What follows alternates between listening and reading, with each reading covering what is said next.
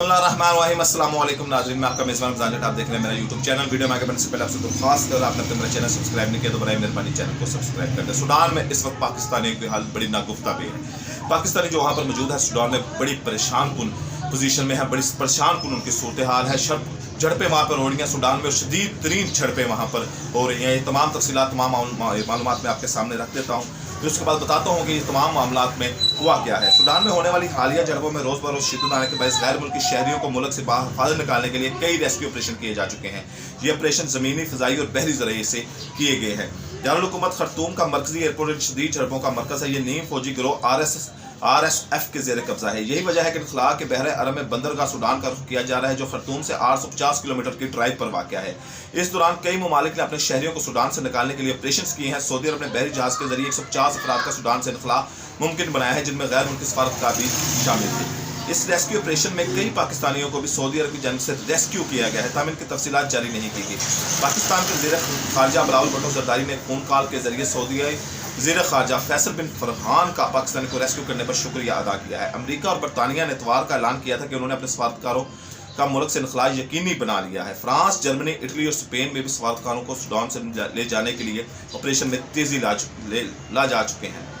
ख्याल है गुज़श्ता एक हफ्ते से भी ज़्यादा अरसे के दौरान सूडान में मुल्क की फ़ौज और नीम फौजी दस्तों की झड़पों ने पूरे मुल्क में तशद्दुद में इजाफा किया हुआ है। खर्तूम में मौजूद अमरीकी सफारतखाना अब बंद कर दिया गया है और उनकी जानिब से की गई ट्वीट में यह कहा गया है कि अमरीकी शहरियों को मुल्क से निकालना हुकूमत के लिए महफूज नहीं है। खर्तूम में मौजूद अफ्रीकी, एशियाई, मशरक़ी वस्ता से ताल्लुक़ रखने वाले गैर मुल्की तलबा ने कई मरतबा मदद की अपील की है। इस दौरान सूडान में इंटरनेट की बंदिश की इतलात भी सामने आ रही हैं, जिनके बायस रेस्क्यू सरगर्मियाँ बुरी तरह मुतासर हो रही हैं। इन झड़पों के बायस दारुल हुकूमत में शदीद बमबारी की गई है, जिनसे सैकड़ों अफराद हलाक हो चुके हैं और हज़ारों अफराद इस वक्त तक जख्मी हो चुके हैं। मुसलसल होने वाली इन झड़पों में बमबारी और फायरिंग के तबादले के बायस खर्तूम में आवाम को बहाली की बंदिश, बिजली की बंदिश और खाने पीने की साफ पानी की किल्लत का भी सामना है। इस दौरान कई औकात में कई फायरबंदी के मुआहदों को मुकम्मल तौर पर नज़रअंदाज किया गया है और ईद उल फितर के 3 रोज़ा वक्फे को भी नज़रअंदाज किया गया है।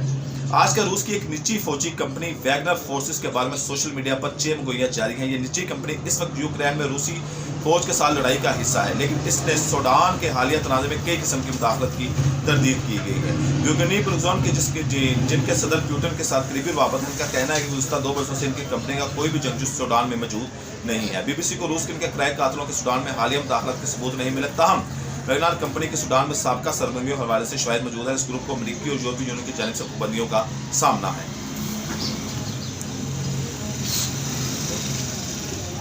2017 में सूडान के सदर उमर अल-बशीर ने रूसी हुकूमत के साथ अपने दौरा मिलाद के साथ मिलकर सोने की काम करने का मुआहदा भी शामिल है। अमरीकी वज़ारत ख़ज़ाना का दावा है कि एम इन्वेस्टर्स का झेली ग्रुप मैरो गोल्ड दरअसल सूडान में वैगनर ग्रुप की सरगर्मियों के फ्रंट के तौर पर इस्तेमाल किए जाते हैं। 2020 में सेक्रेटरी खजाना स्टीवन मंचन ने बताया था कि बेगुनी प्रोगजन और इनका नेटवर्क सूडान के कुदरती वसाइल को अपने ज़ाती मुफाद के लिए फ़ायदा उठा रहा है और दुनिया भर में बुरे असरात डाल रहा है। CNN की जानिब से की जाने वाली तहकीक के मुताबिक वस्ती अफ्रीका मुल्क सूडान में सोने की तजारत ज़मीनी रास्तों से की जाती है। इस हवाले से बरामदात की तजारती अदाद-ओ-शुमार सरकारी तौर पर फराहम नहीं किए जाते। डेली टेलीग्राफ नामी अखबार के मुताबिक गुज़श्ता पर सोने की बड़ी तादाद को मिलिट्री एयरपोर्ट्स के जरिए स्मगल की जाती है। वैगनर ग्रुप का सिर्फ सूडान में ही नेटवर्क मौजूद नहीं रहा, बल्कि इसने अफ्रीका के दूसरे हिस्सों में भी फौजी और तजारती मफादात को फ़रोग़ देने में किरदार अदा किया है।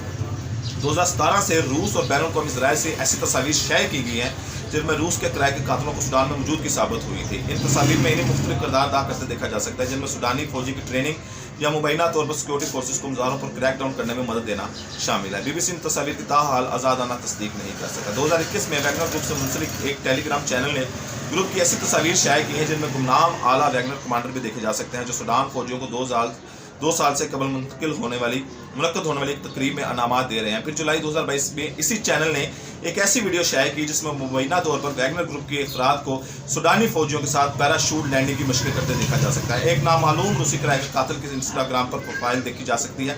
वो खुद को एक फ्री लांसर करार दे रहा है और ऐसी कहानियाँ शेयर कर रहा है जिसमें वो 2021 में अगस्त और अक्टूबर में सूडान में अपनी पोस्टिंग वक्त की कहानियाँ बता रहा है। 2020 में वैगनर की जानिब से शाये की गई एक प्रोपेगेंडा फिल्म में सूडान को इन ममालिक फहरिस्त में शामिल किया गया था जहाँ यह ग्रुप काम करता था। अमरीकी वज़ारत ख़ज़ाना का कहना है कि वैगनर ग्रुप ने नीम फौजी ऑपरेशन किए हैं और आमराना हुकूमत की बका के लिए इनकी हमायत की है और इनके कुदरती वसाइल पर कब्जा करने की कोशिश की है। बरतानिया में कायम royal United service institute think tank की डॉक्टर जोआना डी डीस پریرا کا ماننا ہے کہ اس گروپ کی مداخلت میں حالیہ برسوں میں اضافہ دیکھنے کو ملا ہے۔ 2018 میں ان کے 100 سے زیادہ اہلکار سوڈانی فوجی کو ٹریننگ دے رہے تھے، پھر وقت کے ساتھ اس تعداد میں اضافہ دیکھنے کو ملا۔ سوڈانی میڈیا کی جانب سے شائع کی جانے والی اعداد و شمار کے مطابق ایک وقت پر یہ تعداد 500 تک تھی، جن میں سے اکثر سوڈان کے جنوبی مغربی شہرام دفاق میں موجود تھے۔ یہ بھی ویگنر فورسز 2019 میں صدر بشیر کو اقتدار میں رکھنے کے لیے کوششیں کی گئی تھی۔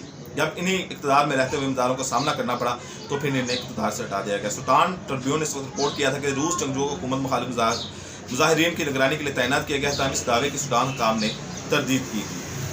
مصنف ڈاکٹر سمیور رامانی کے مطابق ویگنر گروپ اپنے میڈیا مواد کے ذریعے صدر بشیر کو اقتدار میں برقرار رکھنے کی کوشش کی ہے۔ وہ کہتے ہیں کہ ویگنر بروکسل مظاہرین کو اسرائیل کے حامی اور اسلام مخالف کہلوانا چاہتے تھے، اس کے باعث صدر کی اپنی سیکیورٹی فورسز کے درمیان تناؤ میں اضافہ دیکھنے کو ملا ہے۔ یوں ویگنر نے اپنی حمایت اس شخص پر بدل دی ہے جس نے عمر بشیر کو ہٹانے میں اہم کردار ادا کیا تھا، یعنی جنرل عبدالفاتح البحران۔ اب پاکستانیوں کو وہاں پہ صورتحال کا اب اندازہ لگائیں کہ جہاں پہ پوری دنیا اپنے لوگوں کو وہاں سے نکال رہی ہے، سفارتخانوں کو نکال رہی ہے، تو ہمارے وہاں چند پاکستانی کو ریسکیو کیا ہے سعودی عرب نے، لیکن ہماری حکومت کی طرف سے نہ تو ابھی تک کوئی قدم اٹھایا گیا ہے، نہ وزارت خارجہ کی طرف سے کوئی قدم اٹھایا گیا ہے، اور پاکستانی وہاں پر مدد کی اپیل کر رہے ہیں۔ اور ایسی صورتحال میں جہاں پر اب تک سینکڑوں افراد اپنی جان کی بازی ہار چکے ہیں، کئی لاکھ افراد اب تک زخمی ہو چکے ہیں، ان جھڑپوں میں دن بدن اضافہ ہوتا جا رہا ہے۔ کھانے کے لیے لوگوں کے پاس نہیں ہے، انٹرنیٹ وہاں پہ نہیں ہے، بجلی وہاں پر نہیں ہے، کوئی صورتحال وہاں پہ نہیں ہے۔ تو ایسی صورتحال میں ہماری حکومت کا فرض بنتا ہے کہ ہمارے پاکستانی بھائیوں کو سوڈان سے باہر نکالے۔ اس کے بارے میں مزید انشاءاللہ جو اپڈیٹ آئے گا وہ آپ کو اپڈیٹ کرتے رہیں گے۔ اپنا اور اپنے اس چینل کا خیال رکھیے گا۔ اللہ نے کے بعد